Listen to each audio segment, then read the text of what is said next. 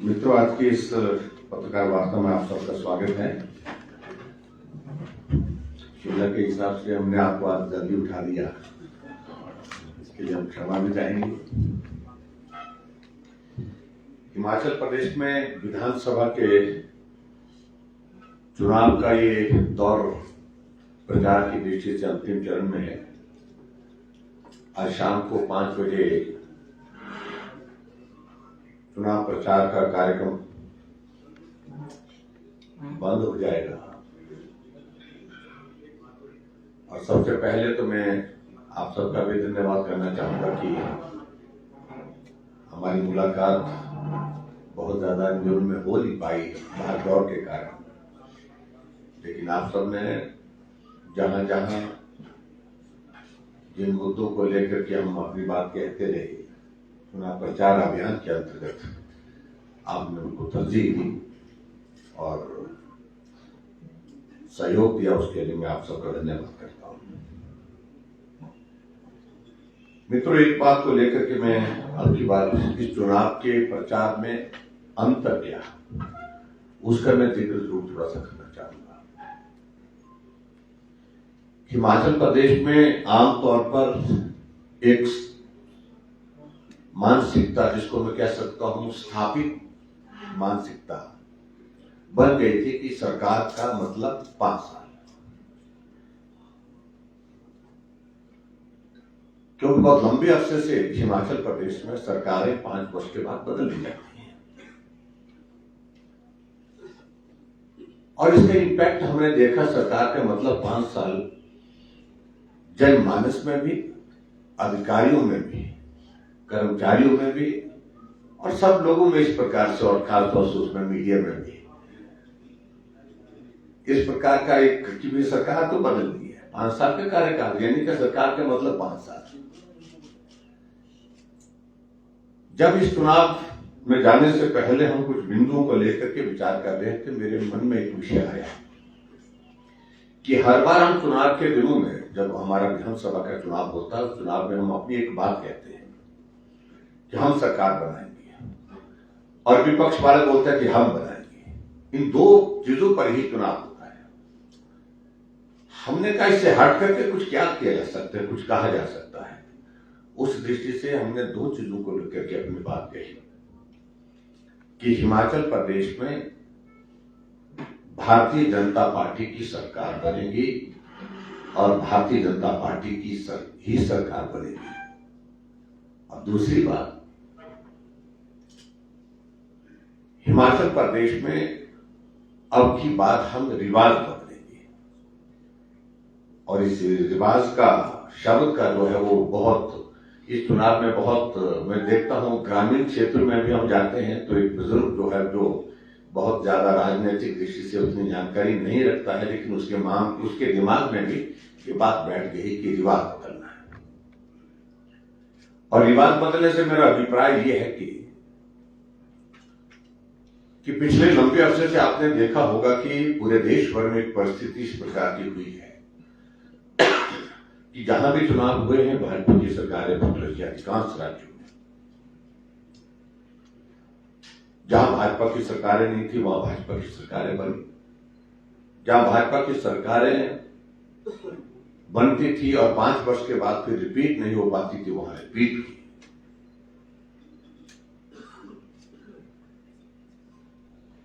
और इस तरह से जैसे हमारे उत्तराखंड, हमारे उत्तर प्रदेश में, वहां पर भी लगभग इसी तरह की परिस्थिति थी कि एक रिवाज बन गया था, हर 5 वर्ष के बाद सरकार बदल जाती है।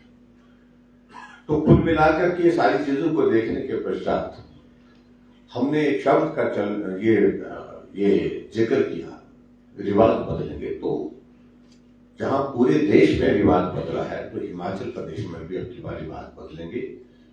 इस नारे के साथ हम चुनाव लड़ेंगे और मुझे इस बात की प्रसन्नता है कि इसका असर हुआ है। हमारा विपक्ष इस नारे के कारण विचलित भी हुई है और इसलिए इस नारे को तोड़ने के लिए, काटने के लिए उन्हें कई तरह के शब्दों का इस्तेमाल किया। मैं उसमें जाना नहीं चाह रहा हूं, क्योंकि वो लोग बारी के हिसाब से अपनी बारी का इंतजार कर रहे हैं और हमने यही बात की कि बारी का रिवाज खत्म हो गया। और जहां तक इस चुनाव में अब की बार आप लोगों ने इस बात को देखा होगा कि भारतीय जनता पार्टी का हमारा शीर्ष नेतृत्व आदरणीय प्रधानमंत्री जी, आदरणीय गृह मंत्री जी, हमारी पार्टी के राष्ट्रीय अध्यक्ष जगत प्रकाश नड्डा जी, हमारे रक्षा मंत्री और रक्षा मंत्री जी के साथ साथ में हमारे और भी बहुत सारे नेता, जिसमें स्मृति ईरानी, सब लोगों ने चुनाव प्रचार भाग में से हिस्सा लिया। और बतौर मुख्यमंत्री उत्तर प्रदेश के माननीय मुख्यमंत्री योगी आदित्यनाथ, उन्होंने भी चुनाव प्रचार में बहुत सक्रिय और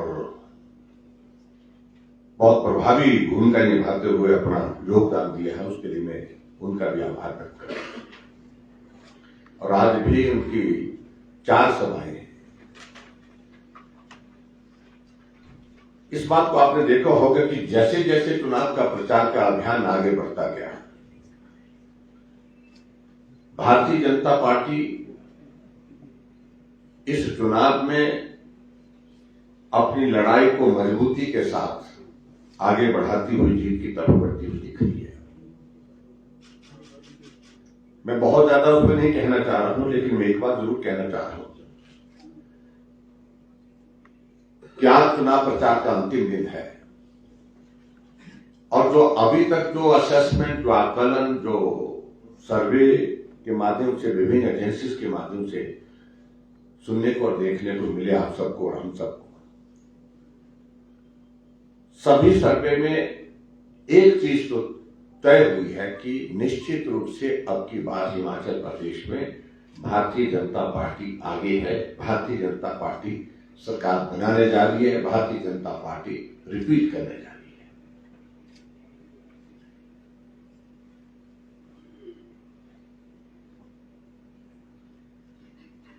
सर्वे एक गलत हो सकता है, 2 गलत हो सकता है, सभी गलत होंगे, ऐसा मेरा मानना है कि ऐसा संभव नहीं है। और खासतौर से जिन मुद्दों को लेकर के अगली बार हमने चुनाव में अपनी बात कही, जो हमने काम किया हिमाचल प्रदेश में, उन तमाम मुद्दों को हमने आप सबके साथ हमेशा साझा किया है। आप लोगों ने उसको प्रमुखता के साथ कवर भी किया है अलग अलग समय में। लेकिन विशेष तौर से आदरणीय प्रधानमंत्री नरेंद्र मोदी जी के आने के पश्चात इस प्रकार से हमारी कैंपेन एकदम उठी है और उसकी वजह कि प्रधानमंत्री नरेंद्र मोदी जी का हिमाचल के साथ एक इमोशनल कनेक्ट है।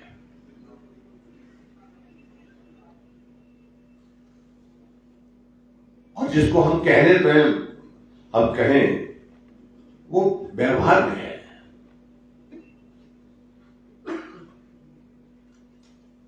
चाहे हिमाचल प्रदेश के लिए 5 साल के कार्यकाल में आदरणीय मोदी जी ने जो सौगातें दी हैं, जिसमें लगभग 10,500 करोड़ रुपए के हमारे ऐसे प्रोजेक्ट जो हिमाचल के विकास के लिए उन्होंने दिए, विभिन्न योजनाओं के माध्यम से, जहां हिमाचल प्रदेश को एक वक्त था जब स्पेशल कैटेगरी स्टेट से बाहर कर दिया गया था, 60-40 के रेशो में हिमाचल प्रदेश को डेवलपमेंट के अपने प्रोजेक्ट्स पूरे करने के लिए विवश होना पड़ रहा था। वहां 60-40 से आगे बढ़ा करके स्पेशल कैटेगरी स्टेट का जो दर्जा था उसको रिस्टोर किया गया, जिसमें 90-10 किया गया, 90% केंद्र, 10% प्रदेश सरकार। एक बहुत बड़ा योगदान मैं कह सकता हूं कि ये बहुत बड़ा एहसान हिमाचल प्रदेश के ऊपर हुआ और जिसके कारण हिमाचल प्रदेश पे हम बहुत सारी योजनाओं को आगे बढ़ाने में सफल हो पाए। और इसके अतिरिक्त जो विजिबल प्रोजेक्ट्स हमारे पास जो जमीन पर है, अटल टनल रोहतांग, जिसको एक परिस्थिति ऐसी आ गई थी जिसके बारे में कहा गया था कि शायद रुकना पड़े, क्योंकि लॉजिकल उसमें सरप्राइजेज इस प्रकार से बीच में आ गए थे, पानी ऐसा आ गया था उसमें एक पॉइंट पर सीढ़ी नाला करके, जहां हाथ खड़े हुए थे। लेकिन आदरणीय प्रधानमंत्री जी ने कहा कि इसमें जो भी सहयोग की आवश्यकता है वो सहयोग दिया जाएगा, लेकिन ये काम पूरा करना है, ये अटल जी का स्वप्न है, इसको हम भी इसको साकार करना चाहते हैं।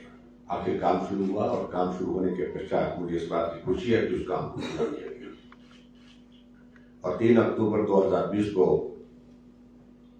अटल टनल रोहतांग को 3,500 करोड़ रुपए की लागत से बनकर के तैयार हुई और डेडिकेट की गई। ऑल इंडिया मेडिकल इंस्टीट्यूट शिलान्यास हुआ और शिलान्यास के बाद अभी हाल ही में इसका उद्घाटन करके हिमाचल प्रदेश के लिए एक बहुत बड़ी सौगात स्वास्थ्य की सुविधाओं की दृष्टि से हुई। मेडिकल डिवाइस पार्क पूरे देश भर में 4 मिले और उसमें से एक मेडिकल डिवाइस हमारे हिमाचल प्रदेश के नालागढ़ में स्वीकृत हुआ है, जिसमें आने वाले समय में लगभग 10,000 नौजवानों को जॉब अपॉर्चुनिटीज होगी। बल्क ड्रग फार्मा पार्क पूरे देश भर में 3 सैंक्शन हुए, उसमें से पहला हिमाचल प्रदेश को मिला, जहां 20,000 से ज्यादा जॉब अपॉर्चुनिटीज हमारे नौजवानों को आने वाले समय में होगी। और जब ये बनकर के पूरा तैयार होगा आने वाले समय में, तो निश्चित रूप से उसमें लगभग 50,000 करोड़ रुपए का इन्वेस्टमेंट आएगा। हिमाचल जैसे छोटे से प्रदेश के लिए इतना बड़ा प्रोजेक्ट होना, तो ये अपने आप एक बहुत बड़ा ये बहुत बड़ी सौगात है। वंदे भारत ट्रेन पूरे देश में 4 शुरू हुई, उसमें से एक हिमाचल प्रदेश के ऊना से शुरू की गई। और उसी तरह से प्रधानमंत्री ग्राम सड़क योजना फेज 3 की शुरुआत, जहां पूरे देश भर के लिए शुरू हो रही थी, तो उसकी शुरुआत करने के लिए प्रधानमंत्री जी ने चंबा से शुरुआत की। हम एक नहीं अनेकों योजनाओं का हम जिक्र कर सकते हैं। रेणुका जी बांध जो लगभग 6,700 करोड़ रुपीस का, तो वो प्रोजेक्ट जो है बनकर के जब उसका काम शुरू करने के बाद उसकी शुरुआत हो गई। ये कहा जाता था हिमाचल प्रदेश में प्राइवेट सेक्टर का इन्वेस्टमेंट वही पॉसिबल नहीं है, छोटा प्रदेश है, यहाँ पर कोई आना नहीं चाहता, काम नहीं करना चाहता। लेकिन हमने हिमाचल प्रदेश में उस दिशा में आगे बढ़कर के काम किया और हिमाचल में हमारा लगभग 41,000 करोड़ से ऊपर का ग्राउंड ब्रेकिंग हो चुकी है, जिसमें 28,000 करोड़ रुपए की ग्राउंड ब्रेकिंग आदरणीय प्रधानमंत्री जी ने जब 4 साल का कार्यकाल हिमाचल प्रदेश में हमारी सरकार का पूरा हुआ तो मंडी में किया था। तो ऐसी बहुत सारी चीजों का हम जिक्र कर सकते हैं, जिन मुद्दों को लेकर के, जिन बातों को लेकर के हम लोगों के बीच में गए। और अभी हाल ही में मैं ये जरूर कहना चाहूंगा, जो हमारा एक संकल्प पत्र जो हमने जारी किया, जिसमें हमारी 11 कमिटमेंट्स है, मैं उन सारी चीजों को दोहराना भी नहीं चाहता, लेकिन इसका एक पोर्शन पर मैं जिस पर हमने ज्यादा फोकस किया, जो पहली बार हिमाचल में इस प्रकार से महिला जो हमारी आबादी का आधा हिस्सा है, महिला सशक्तिकरण की दृष्टि से हमने बहुत महत्वपूर्ण कदम उसमें उठाने की दिशा में एक पहल की है और एक पोर्शन उसका अलग से डेडिकेट किया है, वो भी 11 कमिटमेंट्स के साथ। और जिसमें आप लोगों ने इस बात को देखा भी होगा, अगर मैं सारी चीजों का जिक्र करूं, अगर हमने गैस का चूल्हा हर घर में हिमाचल प्रदेश में दिया है, तो हमने ये भी कमिटमेंट की है कि आने वाले समय में जो गरीब परिवार है उनके लिए 3 गैस के सिलेंडर हम जो है 1 साल में उपलब्ध कराएंगे। और उसी तरह से हम आगे बढ़कर के और भी बात कह सकते हैं, जो हमने हिमाचल प्रदेश में एक शगुन योजना चलाई थी। जब बीपीएल परिवार की बेटी की शादी होती है, उसके अंतर्गत हम 31,000 रुपए उसके खाते में डाल करके उसको आशीर्वाद देते हैं सरकार की ओर से। उसको फर्दर स्ट्रेंथन करते हुए, आगे बढ़ाते हुए हमने ये तय किया कि आने वाले समय में हमारी सरकार बनेगी तो हिमाचल प्रदेश में हम शगुन योजना के अंतर्गत 31,000 से बढ़ा करके इस राशि को 51,000 रुपए करेंगे। ये भी हमने इसमें बात कही है। और उसी तरह से आगे बढ़ करके हमने एक चीज और भी उसमें कही है, जो हमारी बेटियां हैं, उन बेटियों की पढ़ाई ठीक प्रकार से हो, उसके लिए हम काम कर ही रहे हैं। और उस दृष्टि से हिमाचल प्रदेश में जहां व्यवहारिक हो पाएगा, जहां 6ठी से 10वीं तक प्लस 2 तक की जो बच्चियां पढ़ने वाली हैं, वो अगर उनको लगेगा कि भी साइकिल, क्योंकि उनका घर ऐसी स्थिति में है जहां साइकिल पर जा सकते हैं, आ सकते हैं, वहां उनको साइकिल दी जाएगी। और जो हायर एजुकेशन में जो बच्चियां जाएंगी उनको स्कूटी देने की भी हमने बात कही है। और मैं सोचता हूँ ये महिला सशक्तिकरण की दृष्टि से बहुत बड़ा कदम हमने हिमाचल प्रदेश में उठाया है।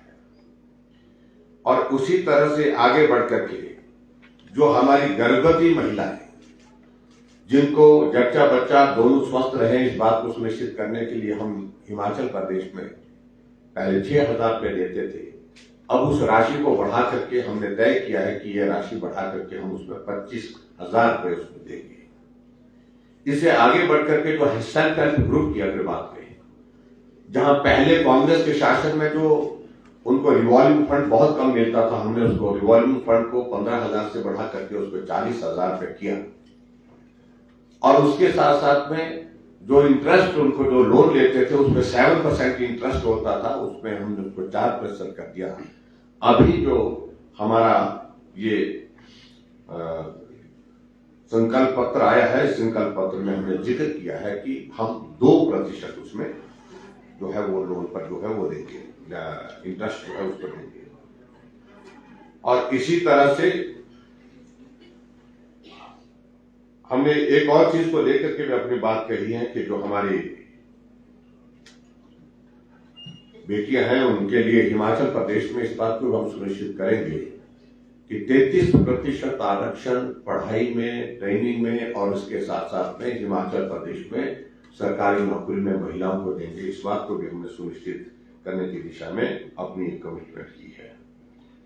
और आगे बढ़ करके जो 12वीं में जो टॉप 5,000 रैंक की जो छात्राएं होंगी, उनको छात्रवृत्ति के रूप में 2,500 रुपये हम महीने का देंगे। ये भी हमने हिमाचल प्रदेश में हमने इसमें तय किया है। और इसी के साथ हमने हिमाचल प्रदेश में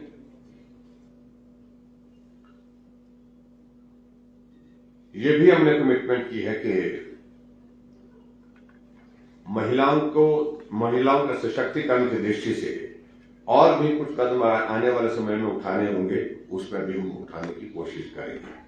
वैसे भी इस बात को मैं जरूर कहना चाहूंगा कि इससे पहले ही हमने हिमाचल प्रदेश में एक बात को सुनिश्चित किया कि अगर महिलाओं की आबादी कुल आबादी का आधा हिस्सा है, तो हमने बसों में आने जाने का किराया भी उनका आधा पहले ही कर दिया है। ये भी मैं आपके बीच में कहना चाहता हूं। और उसके साथ में जो और चीजों को लेकर के कॉमन सिविल को, ये हम एक कमिटमेंट के साथ नई चीज आने वाले, हालांकि हमने इस बारे में पहले भी कहा है।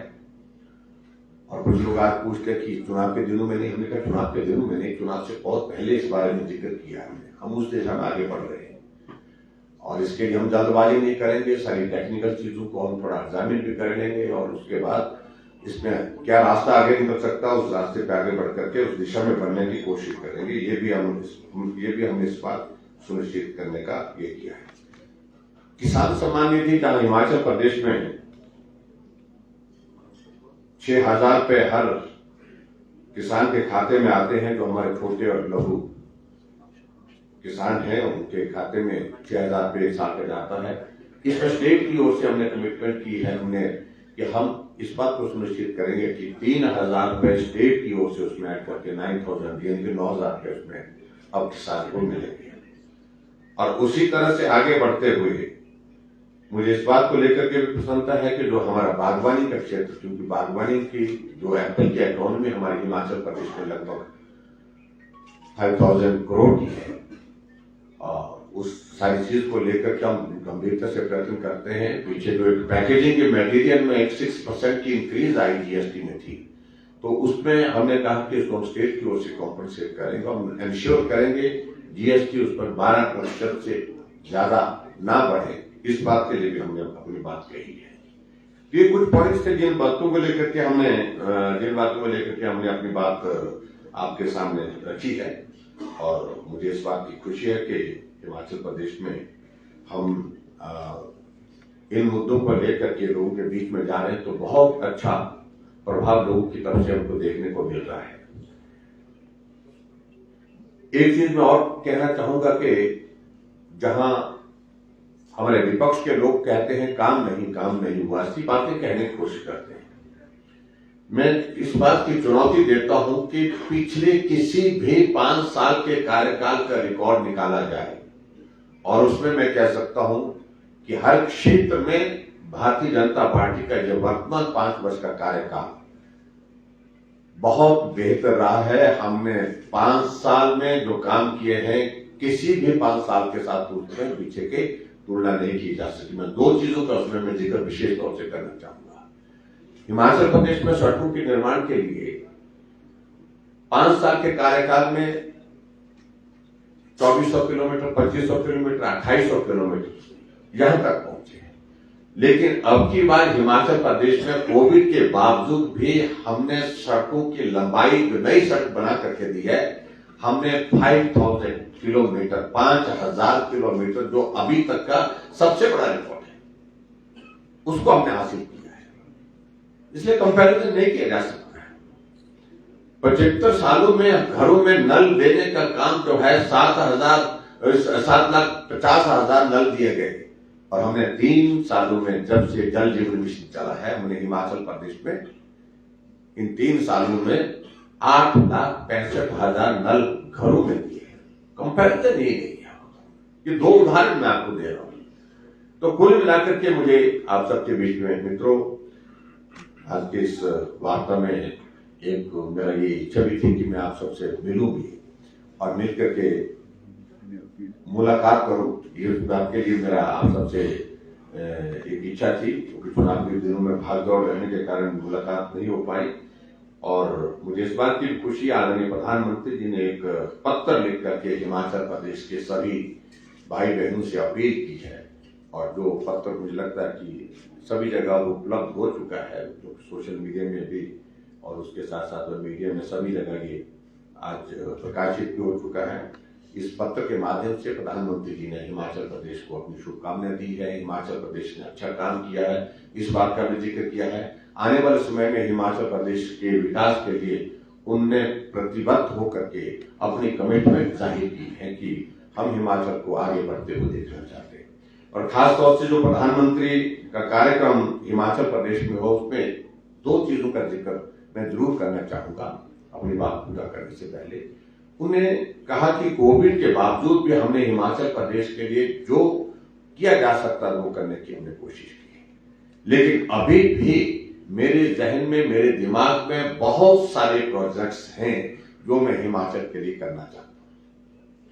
और जो हिमाचल के लिए जो करना चाहता हूं उसके लिए बहुत आवश्यक है हिमाचल प्रदेश में भारतीय जनता पार्टी की सरकार बने, और भारतीय जनता पार्टी की सरकार बन करके डबल इंजन की यह सरकार, दोनों केंद्र और प्रदेश की सरकारें मिलकर के जो मेरे स्वप्न हैं, जो मेरे दिमाग में जो प्रोजेक्ट्स हिमाचल के लिए हैं, उनको हम प्रभावी ढंग से जल्दी जमीन पर उतार सकते हैं, काम कर सकते हैं, इस बात का जिक्र किया है।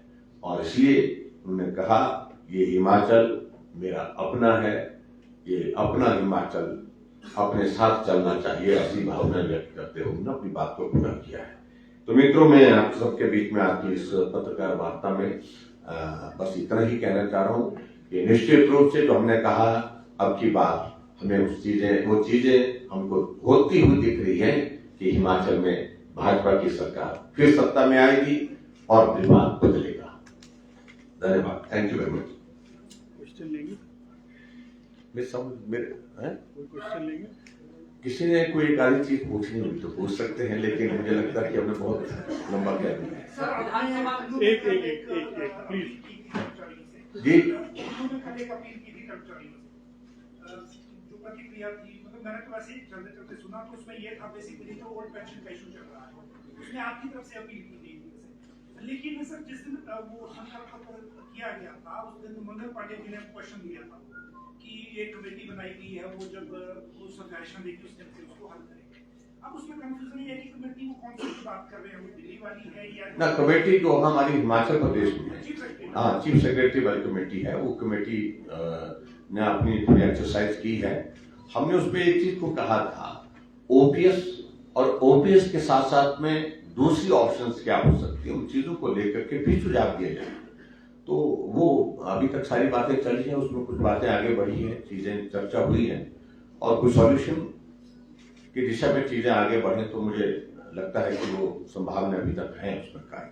Sir, Apple growth की आप बात कर रहे हैं, Apple growth has constantly demanded increase in the MSP and they've also demanded 100% increase in the import duty of apples. देखिए ये बात ठीक है और इंपोर्ट ड्यूटी का विषय तो हमने केंद्र के समक्ष रखा है। कुछ उसमें टेक्निकल चीजें हैं जिसके कारण कुछ चीजों में कठिनाई भी आ रही है, लेकिन फिर भी उसके बावजूद हमने कहा कि अगर जो इंपोर्ट ड्यूटी अगर उसमें ज्यादा बढ़ती है, ज्यादा लगती है, तो स्वाभाविक रूप से हमारे हिमाचल प्रदेश के लिए जो हमारा जो एप्पल है उसकी वैल्यू बढ़ती है, उसके हमको जेन्युइन रेट्स जो मिलने चाहिए उसमें मदद होगी। उसमें एक बात हमने कही है और इसको हम दोबारा भी लगातार इस सारे मामले को लेकर के हमेशा उठाते हैं। जहां तक दूसरी जो एमएसपी की अगर बात कह रहे हैं तो उसमें हमने इंक्रीज किया, 25 पैसे कांग्रेस बढ़ाती तो हमने 1 रुपया बढ़ाया है और मैं मानता हूं अभी भी उसमें उससे ज्यादा लोग की अपेक्षा है। उस दिशा में आगे बढ़कर के काम करेंगे, निश्चित रूप से करेंगे। सर, विधानसभा में पेंशन को लेकर एक बयान आपने दिया था, उसको लेकर जो विपक्ष है वो अरे देखिए, सोशल मीडिया पे इसको डाल रहा है, तो आपको लगता है कि कर्मचारियों की नाराजगी को दूर करने के लिए कुछ स्पष्टीकरण? देखिए मैं एक बात कह रहा हूं, ये ओपीएस वाला विषय हमारी बड़ी स्पष्ट इस बारे में कई बार बातें हो चुकी है। पहले तो नैतिक अधिकार कांग्रेस पार्टी को है ही नहीं कि ओपीएस को बहाल करने की बात करे कि जिस पार्टी के नेतृत्व में पूरे देश भर में सबसे पहले एमओयू साइन किया, पूरे देश भर में सबसे पहले ओपीएस को समाप्त करके एनपीएस को लागू किया, उन्हें कोई अधिकार नहीं है कि वो इस मुद्दे को राजनीतिक दृष्टि से इस तरह से उठाए।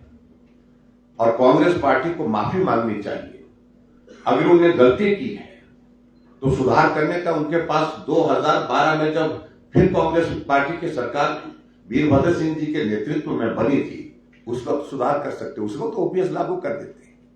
20 वर्षों के बाद इसको चुनाव के दिनों में चुनाव का मुद्दा बनाने की जो बात कह रहे हैं। और दूसरी बात में हमने हमेशा एक ही बात कही है कि हमको एकदम कंक्लूजन पर जंप करना ये उचित नहीं है। इसका वे और क्या हो सकता है, इसकी इंप्लीकेशन को क्या कांग्रेस ने स्टडी किया है?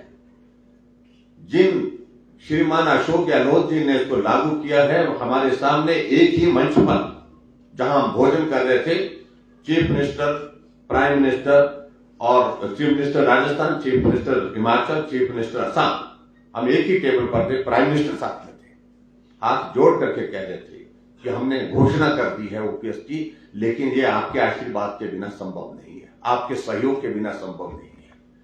और मैं ये भी कहना चाह रहा हूं, क्या परिस्थिति है वहां पर जो ओपीएस लागू करने का नोटिफिकेशन किया और लेकिन उसके बाद जो एनपीएस के जो कर्मचारी जिन्होंने अपना पैसा विड्रॉ कर लिया, ओपीएस की लिस्ट से उन्हें डिलीट कर दिया, उनको वो हाई कोर्ट में जाने वाले जारी कर दिए, शायद में तो चले भी गए होंगे।